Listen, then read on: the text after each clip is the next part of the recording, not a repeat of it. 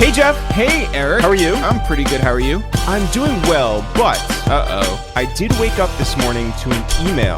And the email was like, hey, this is your bank. Thank you for letting us know that you've changed your address. Guess what, Jeff? You haven't changed your address. I have not. So I called them, and of course you get the guy on the phone who... What's his name? I don't remember. John. Wasn't John. Derek. What? I mean, I wasn't there, but it wasn't Derek. These just seem made up. Kevin. Anyway, the I think person you're I was just naming speaking to Backstreet on the other line was like, "Hey, we don't see any suspicious activity. This must have been sent accidentally." And I'm just like, "Now is not the time." Yeah. Kevin. Or Derek or John. Yeah. I don't need this in my life. Well, also... Accidental emails telling me that I've changed my account. No. Or your address. You're quite literally staying in the one place. Yo, can you imagine if it was just like, hey, the world's ending, plus all your money's gone, and by the way, your address has changed, and sorry, but you might want to change your password? Because that's how I woke up this morning, so anything past that is golden. Okay, well, then I have a question to ask you. Yeah. It's still 201, yeah. Yeah. I have a question to ask you.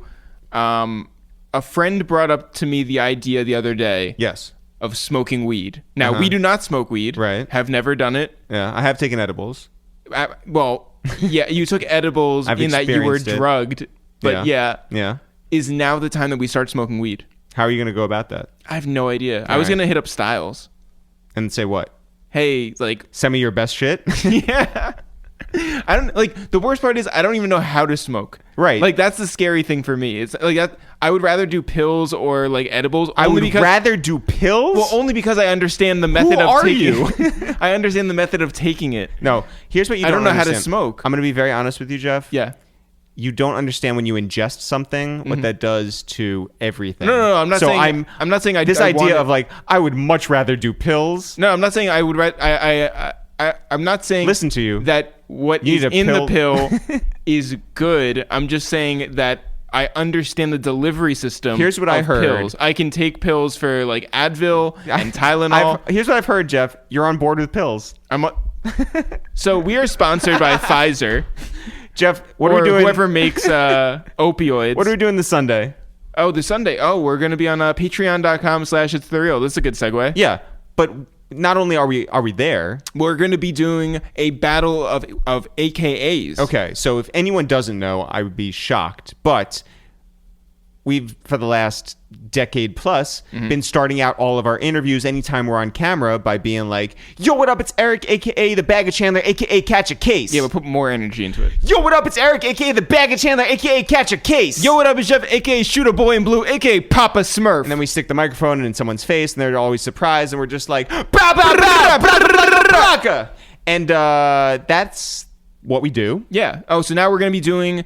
like the Verzuz battles that Yes. are on Instagram. We're going to be doing this on our Patreon. Only on our Patreon. Okay, so that means that if people want to be a part of this, if people want to judge it, if people want to see it... Yeah. Go to our patreon.com/itsthereal. Yes, you go there and you sign up and you can contribute. People have been contributing $2 a month, $3 a month, up to $10 a month and beyond. Yep. And if you do that, we will give givebacks like this Battle of AKAs happening this Sunday at 5 o'clock on patreon.com/itsthereal. Yeah, we're also going to be sending out T-shirts for things. If you... we are going to make this a reciprocal relationship so that it is not just one way. You're not just like feeding this beast. We are making sure that you get something back. And it starts this Sunday with a Battle of the AKAs. Are you ready? No. Okay. Well, I mean, it was my idea. Yeah. But I haven't gone into anything. Okay. I have the two that I remember. But you will be ready. I will be ready on Sunday. 5 o'clock, patreon.com/itsthereal. Jeff, who's on the podcast today? On the podcast today, get ready for this. DJ Drumma, Drumma Boy, and Drum. One more time. Drum. Drumma, Drum. It's a theme. Yep. It's a theme. Great conversations with all three guys. I can't believe we made this thing happen. DJ Drumma, Drumma Boy, Drum. Drum. And now, Jeff, let's call down to Atlanta and get on the phone with the one and only DJ Drumma. Drum! What up? What's poppin'? What's happening? How are you doing during these crazy times? I mean, I'm blessed and highly favored. Yep. I have no complaints. I'm in a position where I can survive comfortably as well as help others in this time of need. Yep. So, I'm happy to be able to tell this story one day that I lived through this. Absolutely. Drum, we had your friend and ours, Lake, on the podcast a couple weeks ago. Lake told us. Lake on the podcast. Yeah, Lake told us Did he about show you his beard. Yeah. Lake told us that he had an encounter with Joe Exotic from Tiger King. Yeah.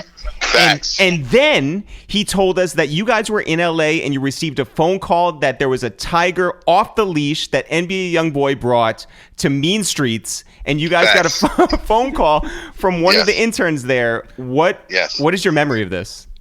Well, my memory is Lake was actually in LA. I was actually in Philly at the time when the tiger was in Main Street Studio, and it was actually outside for some time. Oh my god! And I got a phone call that NBA YoungBoy had a tiger, right? This is a crazy story. So I tell them, yo, the tiger can't come in. The tiger can't come in. Right. So then Uzi finds out that I have told them that the tiger can't come in, and in classic Uzi fashion, Uzi goes outside and says, "Man, let the tiger in." So NBA YoungBoy's in like the Studio A, Uzi's in Studio B. The tiger's just like, walking around the studio like as if it's nothing. Yo. And I'm like, yo, if a tiger bites an intern, I'm fucked. Yeah, I know. You know what I'm saying? So then I'm like, yo, I'm telling everybody like, yo, why are y'all letting this tiger walk around the studio and nobody wants to do anything? So I get on the phone with like one of NBA YoungBoy's guys, right? Like I don't know if it was his manager or his homeboy or what have you. Yeah. So I get on the phone with him and they like, yo, Drumma wants to talk to you, and he's like, who? So I get on the phone and I'm like, yo, bro, like with all due respect, you guys can't have a tiger in my studio. You know what he says to me? What? Why? Why we can't have a tiger in here? It's a monkey in here. So I'm like, shit, he has a good point. Like fuck, it's a monkey. It's the fucking zoo. What am I supposed to do? So I'm like, yeah, it's a monkey, but we have monkeys. We don't have tigers, bro. Yo, who besides that tiger? What is the most like left field appearance at Mean Street Studios that you can remember? Matthew Modine. Oh, what? Yeah, you have a picture of him in the studio, which is like nuts. Matthew Modine from Full Metal Jacket and Stranger Things is the most left. But how does that come how does that come to be? So I'm in Atlanta. I'm in Midtown. I'm going to Whole Foods to get some foods, and I see a good old friend of mine named Jason Orr who had this legendary Atlanta event called Funk Jazz Cafe. And he's sitting outside. And mind you, this is like 2015. He's sitting outside Whole Foods eating with Matthew Modine. And he's like, hey, Drum, this is my guy, Matthew. Matthew, this is Drumma. DJ Drumma. And I'm like, whoa, it's a pleasure. It's an honor to meet you, man. Like, I'm a big fan, Full Metal Jacket's one of my favorite movies. So then we go on to like talk a little bit, and I tell him I have a studio in Atlanta. He's like, I would love to come by. I'm like, man, you should come by tonight. It's all good. So he comes by. Matthew comes by the studio. I'm showing him around. He has a daughter that's actually in music, and we just start chopping it up. And I'm like, yo, what are you doing in Atlanta, right? So he's like, oh, well, I'm actually down here working on this new series. It's like this real interesting science fiction metaphysics about these intergalactic worlds, and it's like I play a doctor, and it's just and there's these kids in it, and they get into this mess, and I'm like, and I'm listening to him like, damn, poor Matthew Modine. Right? He's got to do these like D-list movies now. I'm like, oh, I feel bad for him and everything, right? 6 months later, fucking Stranger Things comes out. Crazy. And I'm like, yo, that's what Matthew was in Atlanta working on. And I'm like, damn, I really thought he was like failing in life at this point. Yeah, so yeah, that was an off cuff appearance. Drum, I saw that there was discussion of you doing a versus battle. so I keep hearing. Yeah. I mean, like, are you the one who brought it up? Nah, I haven't brought it up. I mean, I briefly mentioned something to Swizz, like, you know, just a off type of comment, but you know, I did an interview the other day, and Drumma said that my name came up, and you know, I've seen a couple comments on social media and what have you. So I mean, I'm a fan, you know, like all of us. So I've just been enjoying them, you know, as a fan of the culture. More than anything. But you know, if my name is being tossed around, hey, so be it. I will absolutely toss your name around into the hat. Oh yeah, we got to make this happen. It's got to be an oversized fitted hat. Yeah.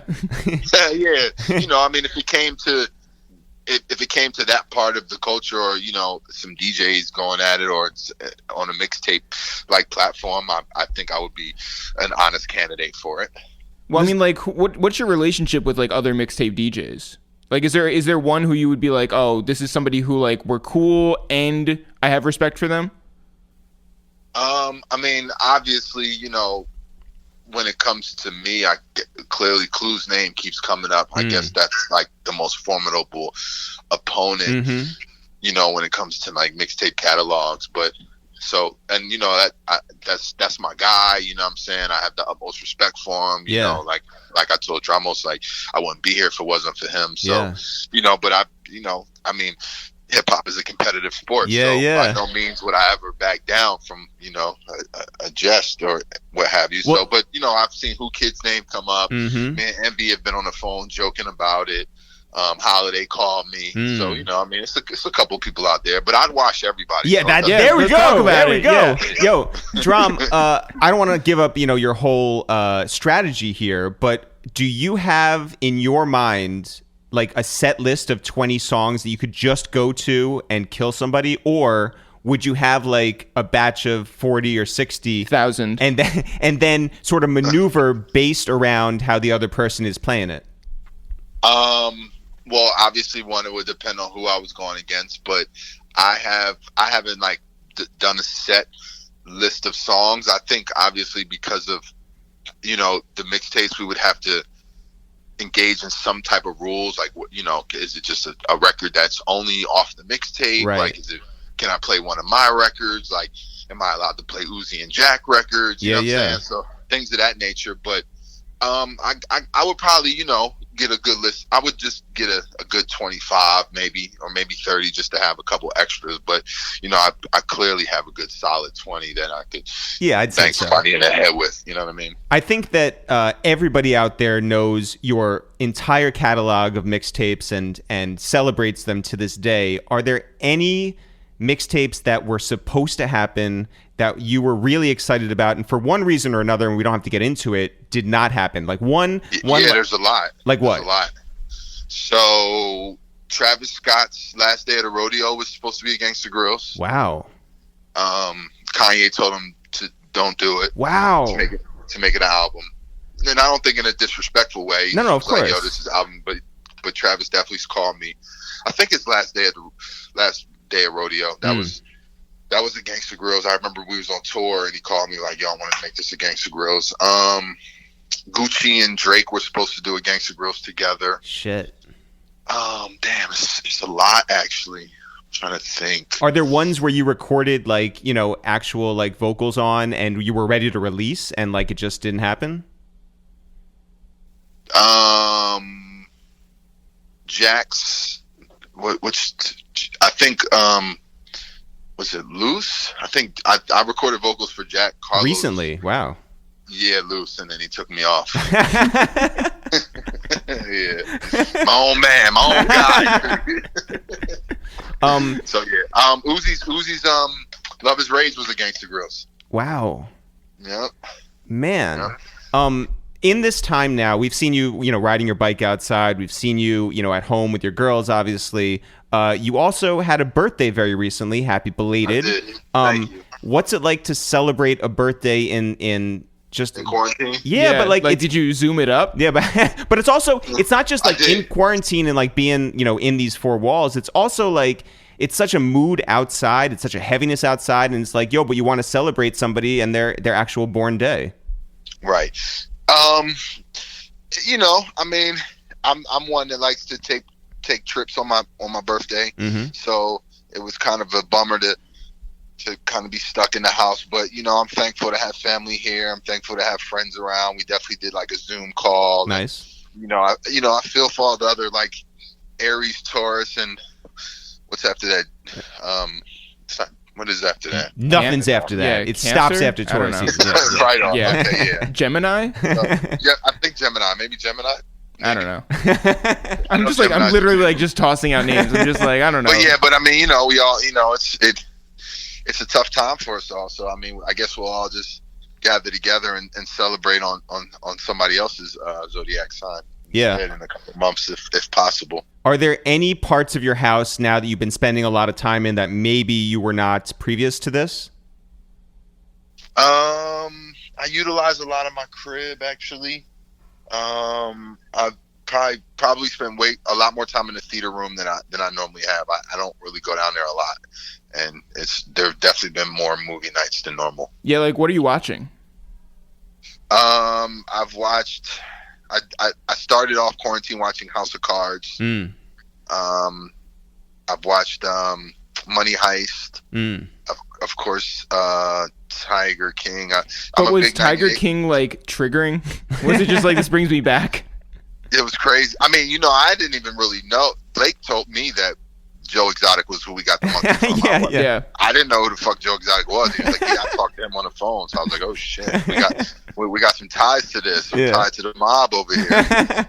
I watch a lot of 90 Day Fiance. I watch a lot of Family Feud. How would you do on Family Feud? Oh, it's a dream of mine. It's a dream of mine to go on Family Feud. Yo, they tape in Atlanta. Who are you telling? I know. Yeah, I would love to do it. So I might look into that. Have you ever met Steve Harvey? Yeah, I met Steve Harvey. Real good guy. Yeah. Is he cool just guy. Like naturally funny off the cuff? And he's so intelligently funny and like just so quick with it. It's amazing. How many buttons were on his suit jacket when you met him? I think I counted like at least 16. Drum, like we've been talking to a lot of people about culture and community right now, and there's no clubs, there's no chance for people to be like really outside bumping new music in their cars. What do you think is the future for specifically Atlanta culture, which is so important to the greater hip hop culture? Man, that's a good question. I mean, in times like this, like no one knows what's next, but obviously I think people are forced to be creative and find ways, and there's going to be a lot of virtual events in some ways, and a lot of connecting online and via Instagram lives or Zoom or however, you know what I'm saying? So I mean, our culture is so like touch and being in a place to be is such an important factor of it, and that we've had to sacrifice, but understandably so. So, I think some good will come out of this, though. You know what I mean? I mean, I think, if you look at it, like people are spending a lot more times with their families. Like murders are down, school shootings are down, the environment is doing better. Yeah. People are having to spend more time with themselves. So, as much as we might be losing, I really think, there's something to learn in the game from all this. Yeah. And as it extends to mean streets, like that is a place where a lot of collaborations happen. People are walking by, they're dropping into other rooms. That is no longer there. How do you like keep an eye on what your artists are doing as they're spread out, around the country and doing things basically by themselves or maybe with an engineer? I mean, I'm in daily conversations with them, and I'm actually right as we speak. We're having a Generation Now Zoom call on the computer. So we're just coming up with ideas and trying to stay creative and keeping them motivated and working. And I just mentioned this to Jack yesterday, and I wasn't trying to come say it in a negative way, but I was just like, damn, Jack, have you ever thought about like how this happened, like as soon as you were really about to like take off like a rocket ship. Yeah. You know what I'm saying? Well, like he was supposed to have his birthday dinner and celebrating the new release up here in New York, and that then, was then everybody canceled and he went home. You know, I mean, like, yeah. So, were you in New York? But I mean, you know, he brought up a good point. He's like, I mean, just think about what it'd have been like if he didn't have a hit record out. You know what I'm saying? So, you know, that's a plus. Like, you know, imagine being in this time and not being in a space where, you know, everybody's talking about him or people are loving the record. So, you know, just looking at the positive side of it. As related to Jack, how worried are you about his hair in quarantine? I think he'll be able to. I just don't want him to do something drastic and cut it or do something crazy and braid it or something. Like if he comes out of quarantine with braids, I'm be like, fuck. Yo, wait, hold on. As a lot of people out there know, maybe some people don't know, you used to have long dreads, especially when you were in college. I did. Could you imagine going through quarantine with those things right now? Oh my God. Who knows what I would have been? My shit was crazy.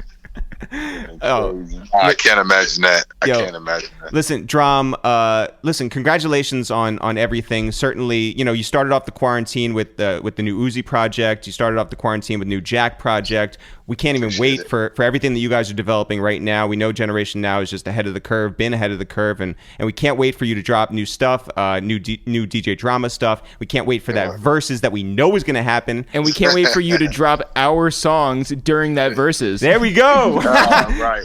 You guys definitely have a tape that I could go to. That definitely. Right. I feel like we all know that is definitely number 15. It was 16. It was in my 25. There you go. Drum, we love you. Take care of yourself, you and yours, and we'll be talking to you soon, all right? Appreciate y'all. Love y'all, man. Now, Jeff, let's get on the phone with Drumma Boy. Listen to this track, bitch. Ba, ba, ba, ba. Yes, sir. Drumma Boy. What up?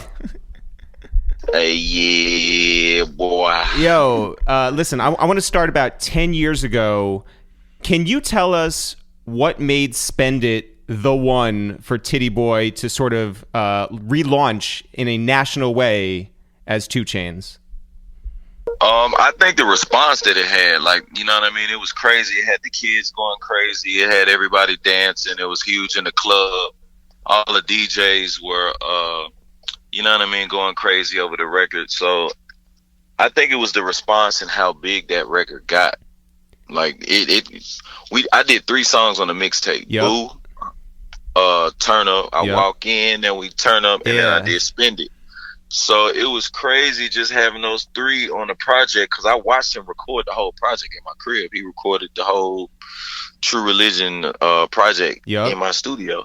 So, you know what I mean? Just seeing like him transition from Titty Boy to 2 Chainz, and just the frustration that he was able to release. You know what I mean? Like not being happy at his previous label and whatnot. For sure. Like, man, bro, just snap into you. Whatever make you just snap into that. And he just ran with it, bro. So could any of those 3 songs end up being the one? Or did you, in your mind, always envision it as like Spend It was going to be it? When we were doing it, like, you know what I'm saying? Like Boo, I knew when he did Boo that I said we got something. Because Boo, I was like, yo, you got to put Yo Gotti on this. He was like, you think so? I was like, yeah, but because people forget Memphis is a tri-state region. Mm-hmm. We're the tri-state in the South. So you get Memphis, you got Arkansas, Tennessee, Mississippi. You know what I mean? That's 3 states. Does it mean something to you too, having come from there, where it's like you do work with guys like Dolph or Gotti, that it's like hometown, you know, that feeling? Well, I mean, that's where I come from. I came up with Gotti. So me and Gotti was working before I even touched in Atlanta ever. Yeah. You know what I mean? So me and Gotti had songs in the street. Life album. Look up Life album. I got 4 songs on there. Mm-hmm. My production company did 12 songs. So we basically executive produced his first album. Yeah. Well, this is going to be a dumb question, but, you know, I want to know how Memphis you are. Like, how many all white outfits do you have? I got at least 25 to 30, you know what I'm saying? Like going to all the all whites, not every year. Well, what are you doing now during quarantine where like no one's getting dressed up, no one's really going outside to show off, no one's like taking pictures of their fits or anything? What do you do with all the clothes that are hanging in your closet right now? Do you even change out of like, Nike sweatsuits or anything? Yeah, absolutely, man. I got a whole lot of different swag. You know what I mean? I definitely got a lot of clothes, free clothes to be particular throughout my career. Yeah. Just from LRG and Hudson and like Pelly. It's crazy just the relationships that I've had with just so many, even Reggie Sanders at Jordan. Yeah. You know what I mean? So we've gotten so many different, lace ups and, gifts, and Drumma Boy come through. We got a bag for you. My first time actually in LA, I go to, what's my boy's name? Family First. Yep. Stars and Stripes. Yeah. Yeah, so my first time there, I'm with what's my boy who passed, and Chris, who was on the plane. Oh, I can't even Travis think of my Barker? boy's name. no, the one with Travis Barker. Yeah, he passed and shit, but that was his store. From LRG? No. Nah, from Famous Stars and Stripes. Yeah. Chris Barker. Yeah.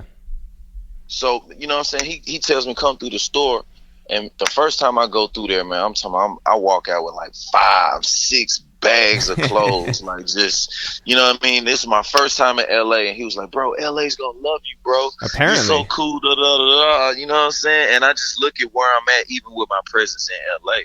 Like, it's crazy, man. You know what I'm saying? R.I.P. Chris Barker. Like, it's just so many guys on the clothing tip that show love, and that's the reason why I opened my store, House of Fresh, to, you know what I mean, sell all the rappers' brands and to give back to, like, this celebrity boutique type feel. We got the barber shop in the shop now, you know what I mean? So it's a one-stop shop. You can come, even if you miss the mall, 9:30, 10 o'clock. You know what I mean? You can stop, one-stop shop, get your hair cut, get fresh, take a shower, you know what I mean, and go to your show. Yeah. You know what I mean? Young Dolph, a lot of those guys come shop with me late because they missed them all. I'm so, sure. You know what I mean? Definitely check out my store, House of Fresh H.E.R. on IG. I want to know, you were super early in working with Boys in the Hood. So, like, I guess there was only early working with Boys in the Hood. So, like, how did that relationship start? Working with Boys in the Hood basically came through my manager Squeak. My manager Squeak was managing Jody Breeze before I even was on the radar. So he was on the road all the time with Jody Breeze doing things, whatnot. And then he's cool with Block. You know what I'm saying? So Big Block was like, man, I'm finna put this group together, Boys in the Hood, And I had been hearing about Jeezy. So, you know what I mean? I knew Jody Breeze first. You know what I'm saying? Then I started hearing about Jeezy, whatnot, woo. We ended up doing Trap Niggas, and then we did Get Your Gangsta On. It was a song me and Jeezy and Jody Breeze did. You can probably look and find on YouTube called Get Your Gangsta On. That was like the first 2 songs I did with Jeezy and Jody together in the studio. And the rest was history, man. I did Look on Boys in the Hood album. Them Boys Got Work came out. You know what I mean? So I knew the album was gonna be big. I had 2 records on the album. Cool. Then Jeezy says, "Hey, I'm working on my solo too. I got an opportunity for you," and that came Standing Ovation. So, you know what I'm saying? That was like my first platinum plaque, and from there it was a wrap. So up here, it always felt like Jody Breeze was going to be the one who sort of like jumped in front of everybody. Is that? Yeah, Jody was supposed to be kind of like Tip. Yeah. You know what I mean? But Jody kind of got off topic. Like, Jody was supposed to be rapping to the women. And Jody started, he started, hitting you with a lot of gangster rap and this and that, like, which was more like Jeezy. But Jeezy already had that lane. You know what I mean? And we always say, like Jody had a record called Stay Fresh. All you gotta do is stay fresh. He did it with Jazzy Faye. Had he stayed in that lane, he would have been like that Drake. You know what I'm saying? Just talking to the ladies. Yeah. You know what I mean? And, some rappers, they, you want to be so hard, want to be just gangster. And then, you know what I'm saying? Yeah. It's like, you got to switch up. You got to find what your lane is. All the girls that was coming out on the shows to Boys in the Hood was coming to see Jody Breeze. Yeah. One of our favorite eras is that 2010 Gucci era, and we have a soft spot in our heart for OJ, and when Gucci came out and he performed at I think it was the Fox Theater, that big performance in Atlanta, and OJ, drove in and was a part of that, and Dolph too, and a whole bunch of people. How do you feel about OJ in, the year 2020 and what he represents and what he can bring back? For you talking about OJ da Juice? Yeah. Man, I just talked to OJ. I've been trying to get OJ to do a project, and it's crazy. Let me go to his text messages.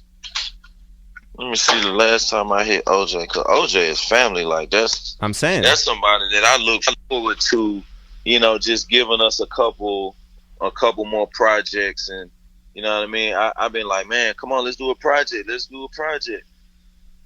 It's funny because, and I don't know if you remember this, but he came up here probably around 2010. There was a show that he did at BB King's, and he was not received well, even though like nationally, his song was just killing it. And I feel like if OJ came back strong now, he would be at the center of the whole thing. Well, also, I mean, like that show, it was the Locks. Yeah, it was very New York centric. So like when OJ came out, it was not like on brand. Right. OJ came out pretty much like just in the streets. Like he had the same formula and method like Gucci.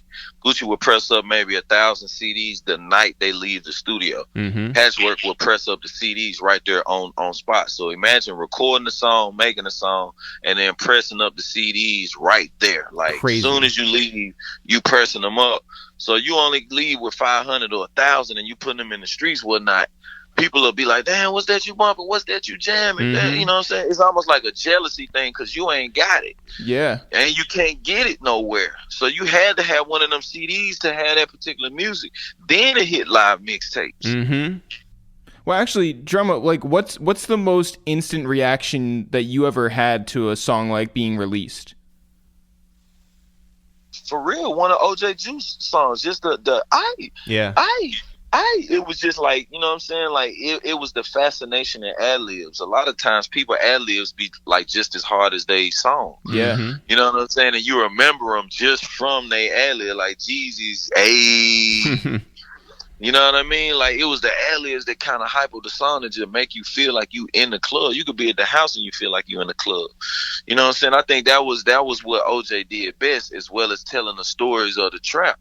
You know what I mean? To some people, it might not sound good or this or that, or people might not react well to a show or this or that, but that don't take away from, man, this what we like. So, you know what I mean? It's like it come down to really like what you like. You know what I mean? You wouldn't have went to the show if you ain't like OJ da Juiceman. Mm.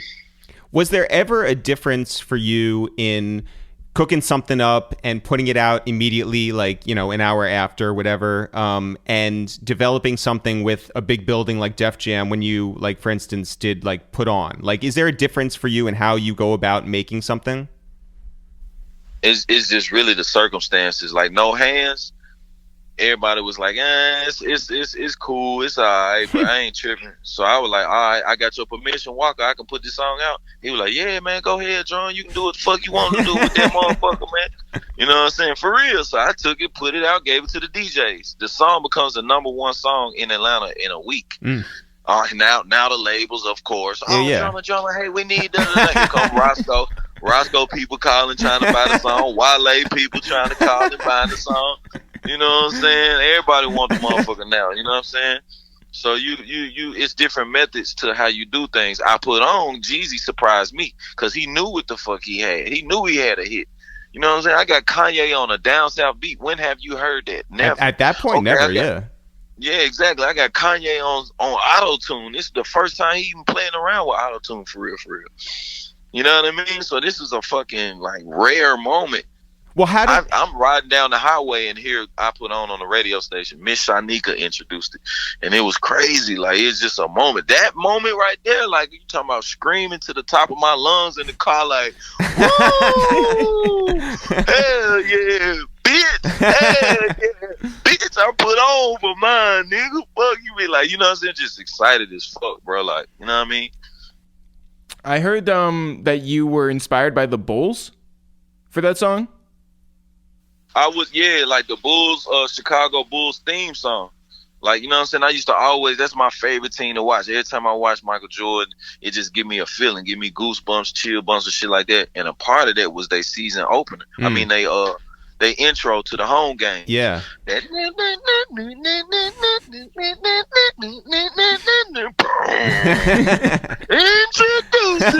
the starting lineup, man, bro. I live for that shit. And I wanted to make something that feels like that. So I changed my shit up and, you know, did some whole other shit. But that's I put on. Just the inspiration from that. So have you been watching The Last Dance on ESPN on Sunday nights? Hell yeah, I have, of course. Absolutely. We left off with Dennis Rodman. We waiting for what come next. Yeah. So has this given you new inspiration or some type of like nostalgia in watching it? Hell yeah, bro. Like the beats I've been making lately, I just did one for 2 Chainz. I'm on next Gucci Mane. Who else just hit me? OJ da Juiceman. Yeah, OJ da Juiceman. Man, I got some shit, man. Hopefully this Megan Thee Stallion shit go down. Like, there's a lot of people reaching out like, yo, I need that Drumma Boy. Big Crit, Ballin' G. We got the new album on that. I'm doing that whole project. You're working. I know. Holy shit. This is great. Hell yeah. Wait, I want to know. Right. Who's Gucci Mane got some new Gucci Mane too. He just hit me. Well, by the way, Gucci always has new Gucci Mane. I know. There's never not new Gucci Mane coming out. Who's the most underrated Chicago Bull? Like, who's like the one that you're just like, oh, also that person? The most underrated Chicago Bull is Scottie Pippen. That's hands down. That's hands down, man. Everybody on Michael Jordan, but they didn't realize how much they needed Scottie Pippen until they needed Scottie Pippen. Yeah. See, I fuck with like Horace Grant because he wore goggles. The goggles were hard. Oh yeah. Horace Grant, they was on his ass. They was always checking Horace Grant and Bill Cartwright. But by the way, Horace Grant has the best line out of the documentary so far when he called the Detroit Pistons bitches. That was great. He's like, straight up bitches. Yeah. Hey, but that's how he felt. Horace Grant was a key ingredient, you know what I mean, when he was there for sure. And of course Dennis Rodman was a key ingredient. You know, Steve Kerr is the ingredient. They had a lot of pieces. John Paxton. I forgot about BJ Armstrong. There you go. Yeah. BJ Armstrong, Ron Harper. Yeah, man. Yeah. Tony Kukoc, you know, everybody. Yeah. Luke Longley. Yeah, we remember Kukoc. Kukoc was so smooth and fucking sassy. You know what I mean? And that lone shooter, like, everybody respected Kukoc. He was like that hard Italian you don't want to fuck with. Well, wait, who was more sassy, Tony Kukoc in the finals or Babyface in the Instagram Live? I gotta get out with the Babyface, man. Babyface had his sassy face on. Yo, killed him. All live. Yo, Drumma Boy, our friend Anise wanted to know from you if you have any good and funny Plies stories.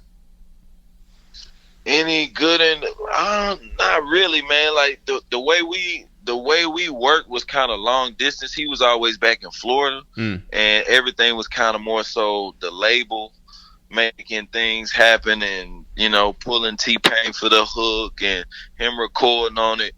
My first time playing Plenty Money for my homeboys, I played the song for like some of my Memphis partners, and all of them were like, "Man, who the fuck is that? Man, what is that?" You know what I'm saying? And I was, you know what I'm saying? I was trying to tell him like, bro, this the next nigga out of Florida, like, bro, this we got some shit, like, you know what I'm saying? I don't know about that one, Drum, man. You need to goddamn go back to the woodwork, you know what I'm saying? I don't know about that one. Niggas was just hating on the shit, but then when that shit came out in the club, it was just like, I was just like, what the fuck? I ain't even vision it like that. Like, I ain't see them people screaming back, "What's in my pocket, dog? Big face, hun." Like, bro, that shit is the biggest monster in the club. Like, everybody just can't wait to say "big face, hun." Like, So you know what I'm saying. So now that Gucci and Waka are back good, is there any potential that you can see for a new Ferrari Boyz project? Man, it'll probably be some, coming soon. I think they're going to take this time out to enjoy each other's families. Yeah. You know what I mean? Catch up on stores and whatnot before they just rush into the studio doing work. But it'll definitely be some more music, you know what I'm saying? In the way the pace Gucci been working, sooner than later. Man. Well, listen, Drumma Boy, we so appreciate you, not just for this phone call, but for your entire catalog. You have shaped an entire generation, and we appreciate you for that. Hopefully when this is all over, we can sit down with you for like an hour and a half conversation, a real podcast. And until then, we're sending our love, and be well, all right? I appreciate it, man. And now, Jeff, let's get on the phone with Drum. Ba, ba, ba, ba. Drum! What up? What up, bro? What's happening? How are you? I'm coolin', man. Can't complain. How y'all? We're doing all right. We're hanging in there. I think it's day by day, moment by moment for all of us. How are you doing throughout, this bigger idea of what quarantine is and what this COVID-19 thing is like these days? I ain't gonna hold you. It's not that much of a difference than like how I usually carry, my day to day, for real, for the most part. Because I'm kind of like a recluse. I'll be sticking in the house. The only thing is that I don't have the choice to be in the house. Like, I don't have the opportunity to turn somebody down when they ask me, can I go somewhere, da-da-da. Yeah. It's like it's mandatory. So it makes me want to rebel. You know what I mean? Other than that, that wanting to rebel shit, like, quickly gets nipped in the bud when you see the severity of the situation, man. Oh, for sure. People's dying. When was the last time that you were outside? Like, where were you when you first, like, found out, like, that this was a serious thing that you had to go inside? Shit, I was in the crib. I was in the crib when I found that out. But the thing is, here's the thing. Like, I go to this, it's only one park open in the city, right? And it's like me, my manager, a couple guys, like they do like training, like working out and shit, like running and stuff like that, whatever.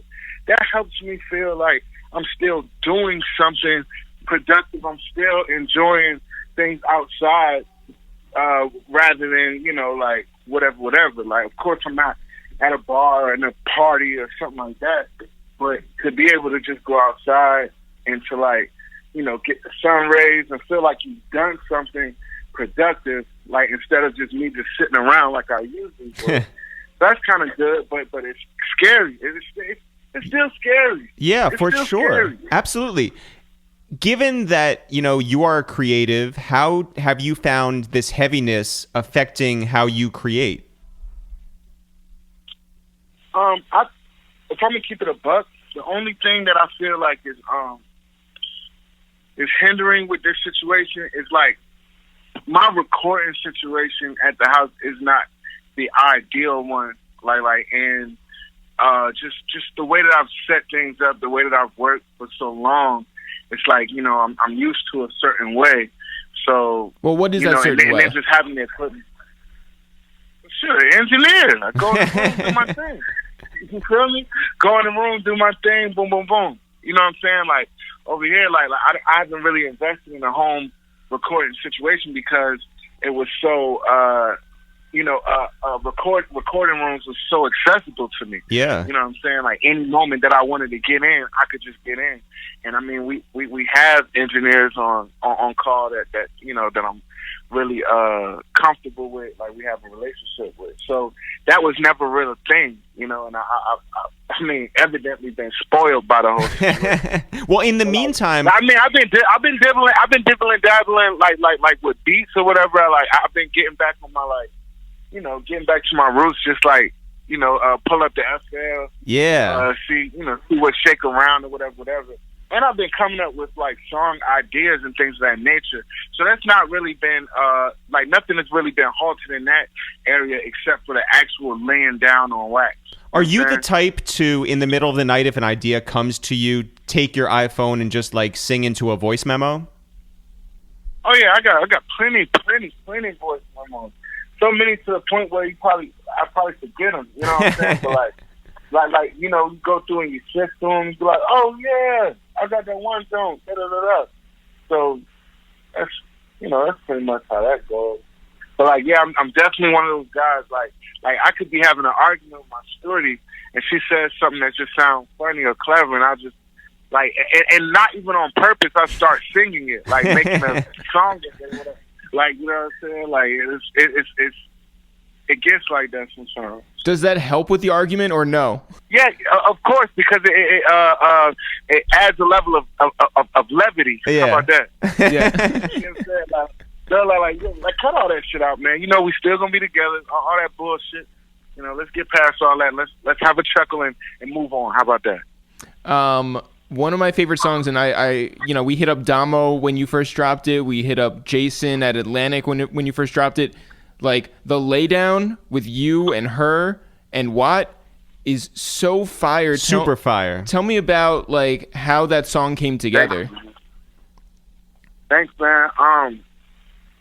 So, since back in 2018, the record, I recorded it around this time 2 years ago. Man. I think.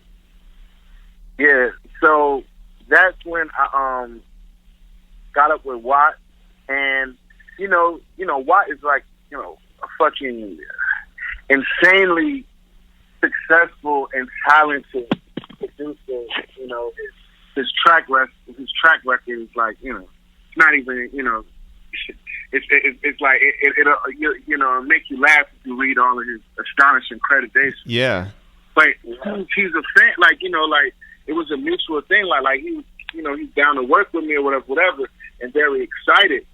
And so he had like this world star band, like he assembled like some of the greatest guys, like, you know, like Chad from you know, Red Hot Chili Peppers on drums. Like, whoa. You know, he had Pino on the keys. Like everybody whoa. that was playing were very, very world renowned, you know, musicians. And what he did, he locked in with them for about a week and got like mad session ideas, jams, and this, that, and the third.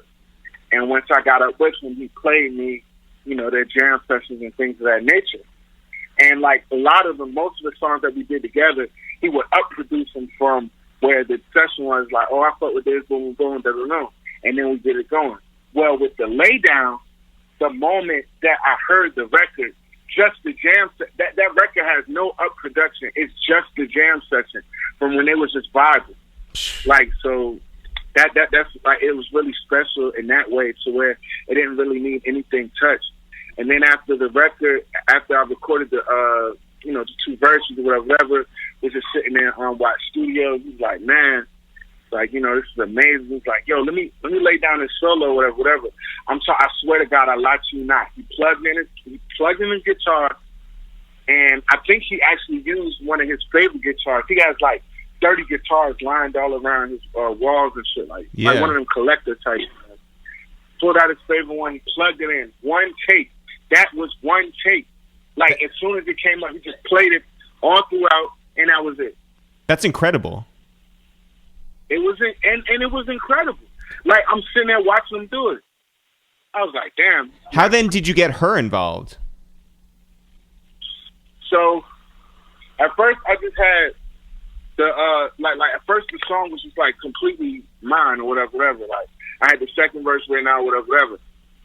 And we're listening to the record, and Big Baba Tunde, you know, Big Tune, he's like, yo, you know what? I really think this record would be even more special if we got a girl up there, like a duet. Like, matter of fact, what do you think about H.E.R? And I was like, yo, that would be perfect. You feel me? So they sent the record over to her and her team. She really enjoyed it. You know what I'm saying? And, you know, just the basis of the second verse, which I had already got down, like she just re-recorded and switched up some of the words to make it fit to her. And I'm talking about, it was like magical. It was just like, once we got back the reference, it was like, oh, this is all we fucking need. Like, we're good to go. And then, you know, we just started going from there. You know what I mean? Like, you know what it reminds me of? It reminds me of like those 80s duets that like don't really exist anymore. Yeah, like for sure. Bro, I think I can raise my hand and saying like bro, like niggas really niggas brought back and is continuing to bring back the true element of a duet. Unquestionably. You know, where, like, okay, sometimes you got a verse and then they do a verse or whatever, and it's a guy featuring a girl or vice versa, and it's cool, right? Yeah. But like singing together, really making it feel as one, like a whole thing, to where when you're standing on stage and you're singing together, it doesn't look like, oh, just a whatever. It's like a real thing. You know, we and this has been since Caretaker, since Feet in the Water. You know what I'm saying? Feet in the Water, Caretaker, Wi-Fi. You feel me? Like, and it's even more. We've got even more. And I'm just really, really proud to be able to have these powerful records that you know, showcase the magic of a real true duet. Unquestionably. And I think what also adds to that is the actual art that you did for it and the music video that you did for it. I think it evokes a certain feeling and you get that full package across the board. Yeah, man, thank you. Another one of our favorite songs from the last couple of years is your collaboration with our guys Chromeo. And, you know, listen, that Chromeo album is, I told them that they're our friends. Like, it is full of songs where there's no skips. You know, it is just a complete album. And the only right way to start it off is with your guys' collaboration. Must have been, how did that come to be? And how much do you love what they're bringing to, like, you know, pop culture in terms of their funk? Fun story, fun fact. When it first came about, like, hey, they want you to do this record or whatever, I was like, bet, I'm hyped, right?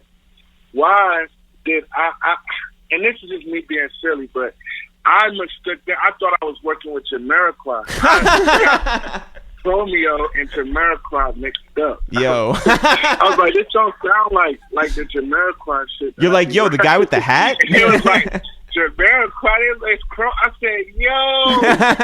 So that's a funny thing. But like, Lincoln, I've been doing this thing, and you know, just all of the opportunities that came about with it, and you know how they were, you know, really, really adamant on including me on things or whatever. It was a really dope experience, and it's just cool that guys that have achieved so much in music like they have, you know, just, you know, give up the love like that. You know what I mean? Yeah.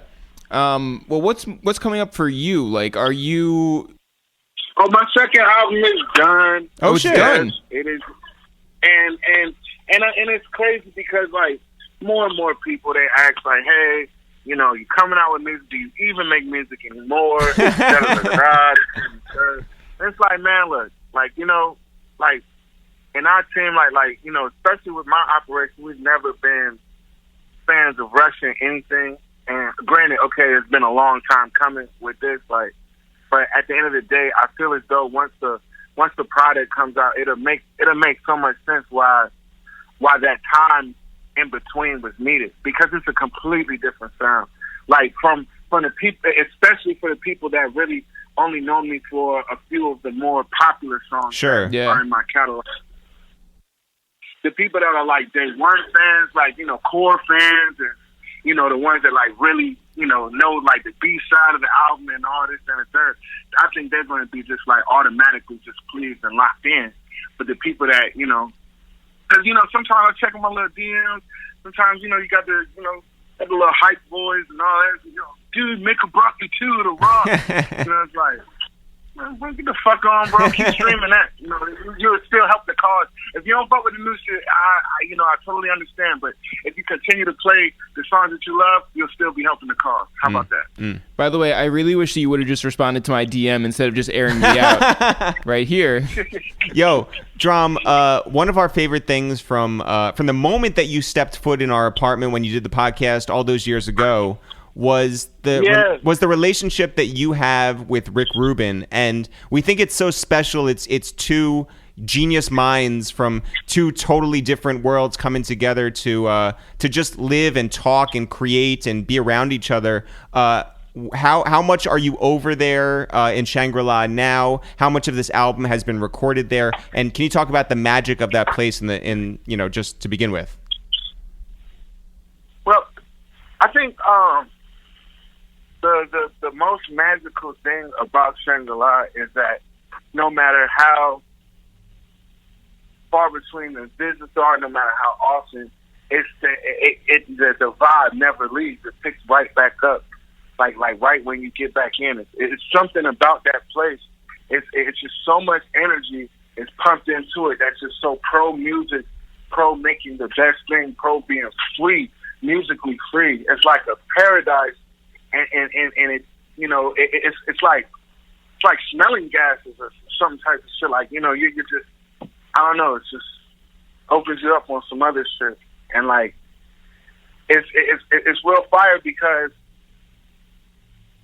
it's one of those places where you don't have to go all the time for you to feel it, for you to feel like damn, like that's a spot of mine, And damn, Rick, like he's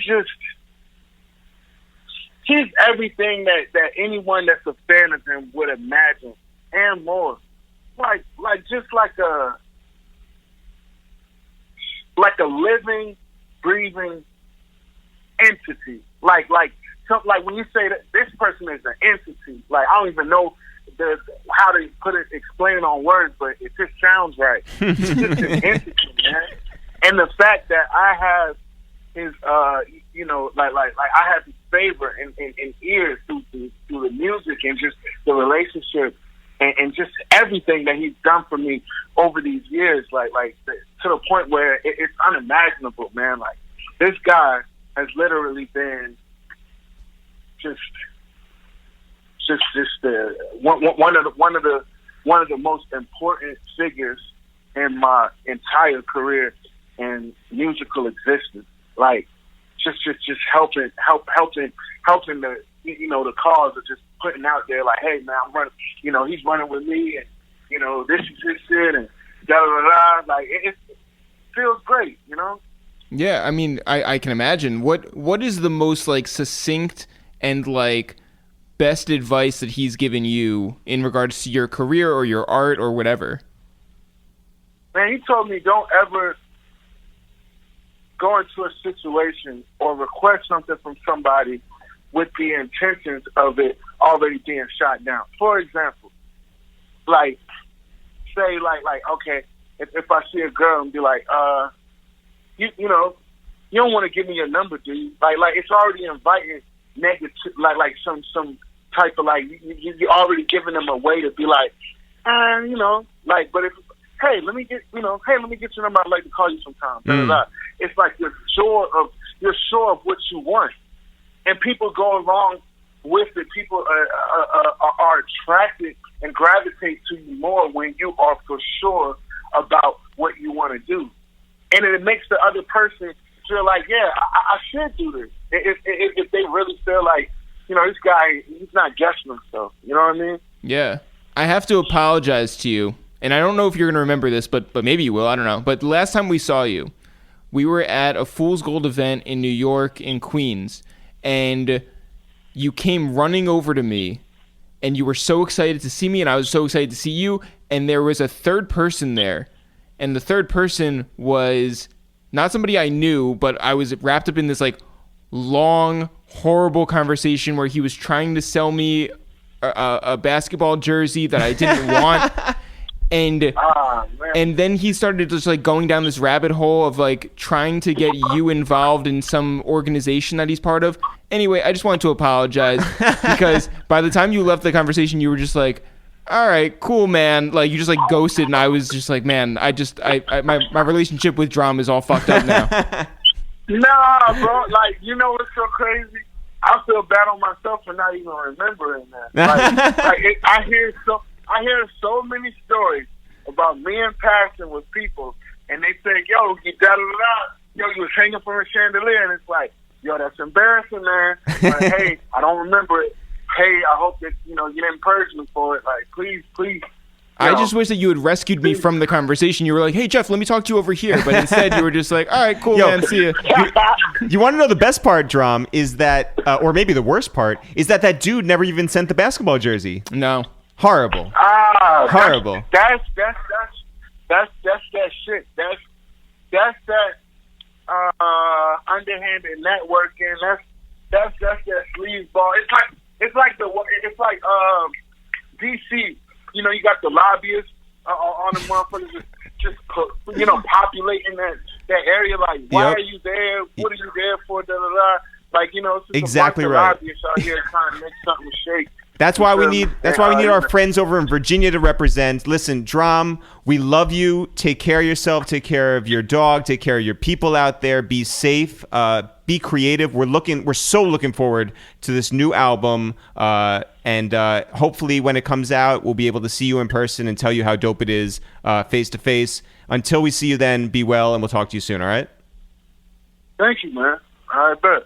Shout to Drum, shout to Drumma Boy, and shout out to DJ Drama. Jeff, are we back tomorrow? We are back every day forever. As always, guys, not for real, for real. Sure. We'll see you guys tomorrow.